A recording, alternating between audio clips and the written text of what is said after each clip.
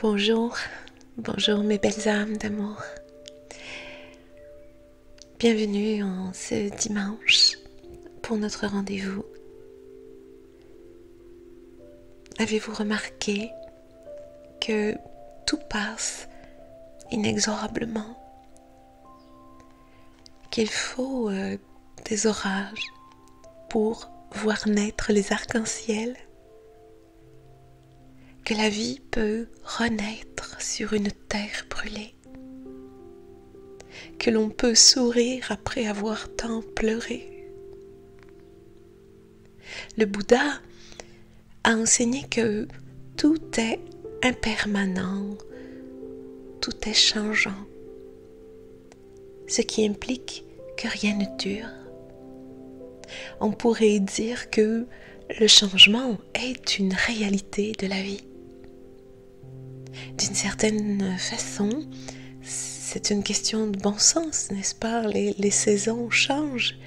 Le jour succède à la nuit. Les espoirs s'écroulent et renaissent, bien souvent plus vigoureuses encore. Les fleurs fanent, les chagrins s'envolent, réensemençant l'appel de la joie qui nous fonde, littéralement. À chaque anniversaire, nous ajoutons de la vie aux années, avec le luxe, parfois, de vieillir jeune, en bonne santé. Je crois qu'au gré de ce voyage terrestre, il nous est demandé de développer la conscience que nous n'avons rien à craindre, car tout ce qui vit est soumis à cette impermanence, à cette source de vie renouvelée. Toute notre vie, d'ailleurs, est rythmée de deuil et de métamorphoses successives. Tout est mort, tout est renaissance, parce que tout passe inexorablement. Le temps œuvre. Pourquoi douter du meilleur? Pourquoi s'attacher aux défaites? Pourquoi s'inquiéter de ce qui n'existe pas encore? Pourquoi retenir les chagrins qui froissent le cœur? Ou les ressentiments qui nous égarent, bien loin du pardon? Nos expériences ne nous définissent pas.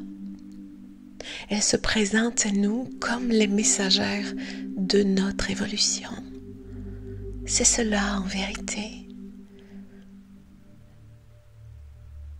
L'impermanence, comme son nom l'indique, est vraiment de noter que rien n'est permanent, rien, absolument rien. La fleur est un parfait symbole de l'impermanence. Elle symbolise l'épanouissement et le dépérissement. Épanouie aujourd'hui, fanée demain. Elle laissera sa place à un fruit ou pas. Dans la vie, rien ne demeure, rien ne dure. Parce que tout évolue et tout change. Et je crois que notre richesse pour grandir en paix est d'en tenir compte. Je suggère vraiment de vivre, d'évoluer sans s'attacher aux choses ou aux personnes, car c'est l'attachement qui crée la souffrance ou l'insatisfaction. Le sentiment de ne pas pouvoir contrôler ou maintenir une situation, de ne pas contrôler un mal-être, une désillusion, sa colère, sa peur.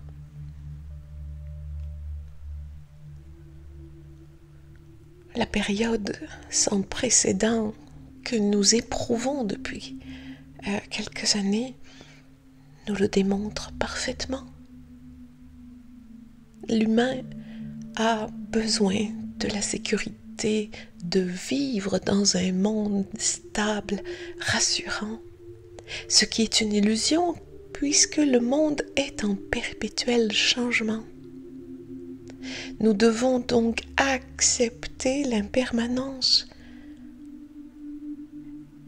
pour se faire petit à petit à l'idée et lâcher prise.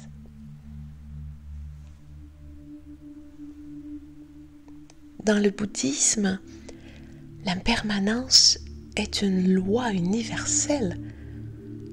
En sanskrit, cela se dit nitya, et elle nous enseigne ainsi que la cause de nos souffrances provient de notre attachement à tout ce qui ne dure pas.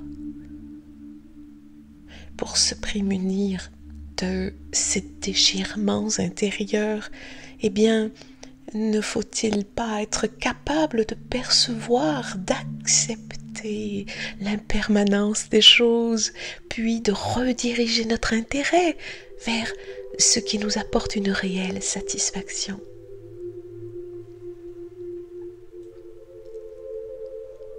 Quand on parle de lâcher prise, on pense immédiatement au fait de devoir perdre le contrôle. Le même problème va se poser pour accepter l'impermanence. Nos peurs nous paraissent trop grandes et trop nombreuses. Elles nous bloquent. Elles ont tellement peur qu'on les abandonne en fait. Et la peur, elle se cache derrière le changement, derrière l'inconnu, derrière le futur ou les aléas de la vie.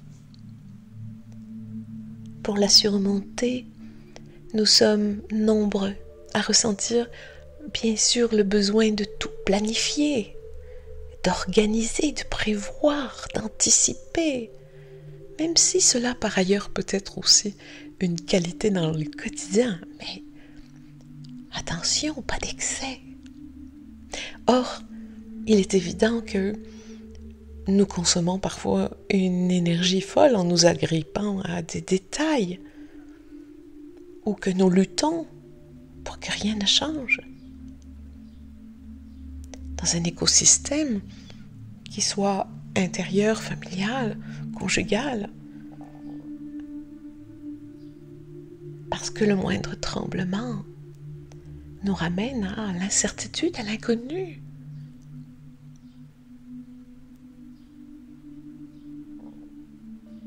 Et lorsque un imprévu survient, nous sommes assommés, en proie à la souffrance et incapables de réagir. Ben, moi je vous dis, je crois que pour éviter de vivre des moments aussi pénibles, c'est bien de peut-être s'ouvrir à l'idée que c'est normal pour un humain d'avoir peur. C'est probablement inhérent à notre nature aussi d'humain, mais on ne doit pas se réduire à cela. L'antagonisme à la peur, c'est l'amour, et l'amour, c'est la lumière. Encore une fois, la peur elle-même s'évanouit lorsqu'elle prend racine dans nos émotions. La vie est un flux constant. Au moment même où l'on fait un pas dans la rivière, c'est une eau nouvelle qui a déjà remplacé celle dans laquelle on a plongé le pied. Et pourtant, on considère toujours la rivière elle-même comme un élément fixe qui ne change pas. J'aime l'idée de puiser de la joie dans des puits qui ne s'assèchent jamais. Dans les lois universelles. Pour remonter l'eau de joie dans le puits de l'impermanence, alors tirons sur la corde de la gratitude.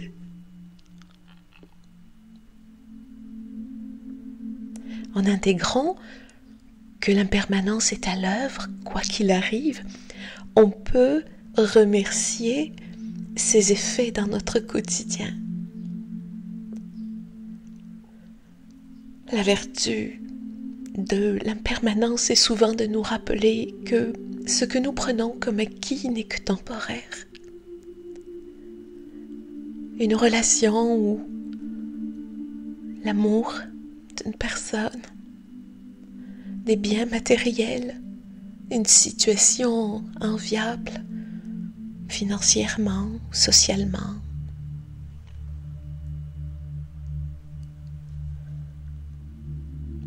On peut remercier la pluie de tomber. Elle nous avait fait oublier le bonheur d'être sous le soleil. Ou encore, remercier la douleur aux pieds qui vient nous rappeler comme il était agréable d'être en bonne santé, de gambader comme bon nous semblait.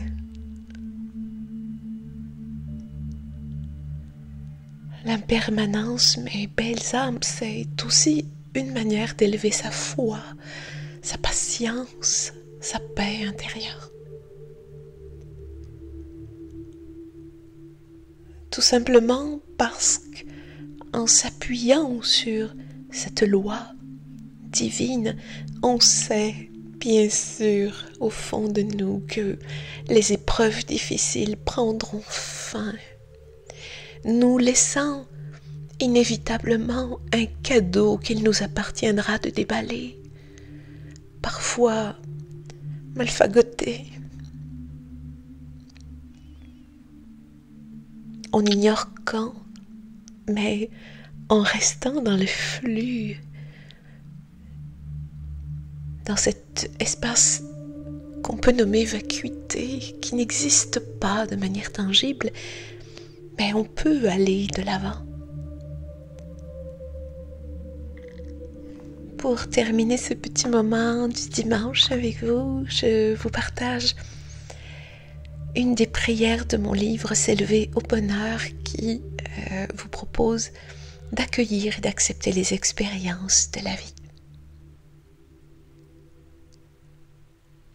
Cher guide aimant, je te remercie de me conduire avec amour vers les merveilles que l'univers prévoit pour moi. Je te remercie de me soutenir sans faillir chaque fois que la désespérance me gagne.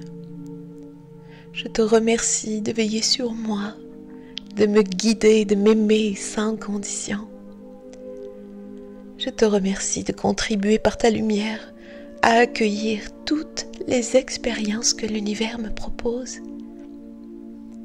Je te remercie de contribuer par ta lumière à accepter ce que je ne peux changer, à transmuter mes voiles d'ombre en perles de lumière. Grâce à ta présence, à ton amour, je perçois les signes qui me conduisent vers ma vérité. Alors sois remercié, sois béni, sois aimé. Cela est, cela est, cela est.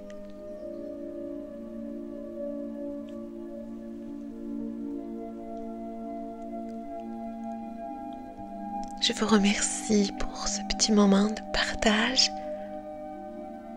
N'hésitez pas à faire suivre ce moment philo-méditatif. Si vous l'aimez, donnez-moi en commentaire votre perception, vos besoins aussi. Qu'est-ce que vous aimeriez que je puisse traiter en sujet? Voilà, je suis à votre écoute. Je vous embrasse tout droit dans le cœur, où que vous soyez sur la terre. Merci.